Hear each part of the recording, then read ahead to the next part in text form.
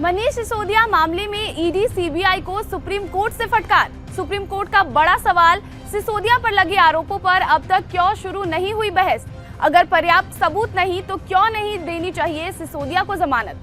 नमस्कार, TV9 Delhi NCR देख रहे हैं आप और आपके साथ मैं हूं प्रतिज्ञा कश्यप। दिल्ली के पूर्व उप मुख्यमंत्री मनीष सिसोदिया आबकारी नीति मामले में जेल में बंद है। सिसोदिया की जमानत याचिका पर सुप्रीम कोर्ट में सुनवाई चल रही है और इस दौरान कोर्ट ने सीबीआई और ईडी से पूछा कि सिसोदिया पर लगे आरोपों पर अब तक क्यों बहस शुरू नहीं हुई। किसी को ऐसे जेल में नहीं रखा जा सकता।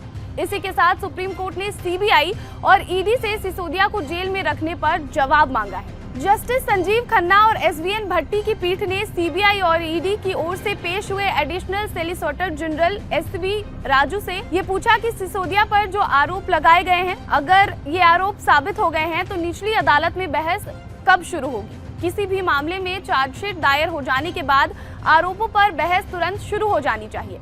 इस पर SJ राजू ने कहा कि सिसोदिया के खिलाफ CRPC की धारा 207 के चरण में है और सीबीआई और ईडी जल्द ही आरोपों पर बहस भी शुरू कर देगी।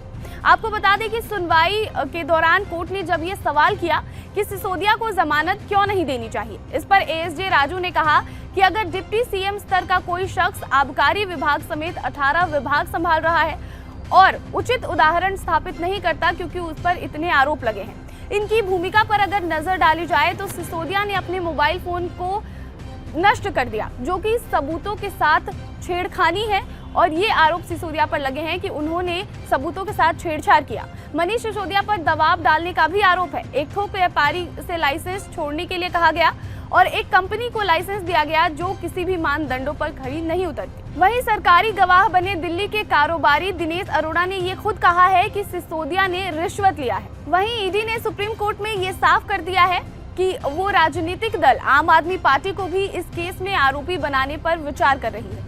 ईडी की ओर से दलील में ये कहा गया कि आबकारी नीति में बदलाव शराब कंपनियों को मुनाफा पहुंचाने के लिए किया गया था। आबकारी नीति में प्रॉफिट मार्जिन में 5 से 12% का बदलाव मनमाने ढंग से किया गया, जिसका फायदा पूरी की पूरी आम आदमी पार्टी को हुआ। अब आपको बताएं कि इस मामले में ईडी और सीबीआई सिर्फ सिसोदिया पर ही नहीं और सत्येंद्र जैन पर ही नहीं, पूरी की पूरी आम आदमी पार्टी पर केस दर्ज करेगी और पूरी की पूरी आम आदमी पार्टी अब इस मामले में घिरती हुई नजर आ रही है।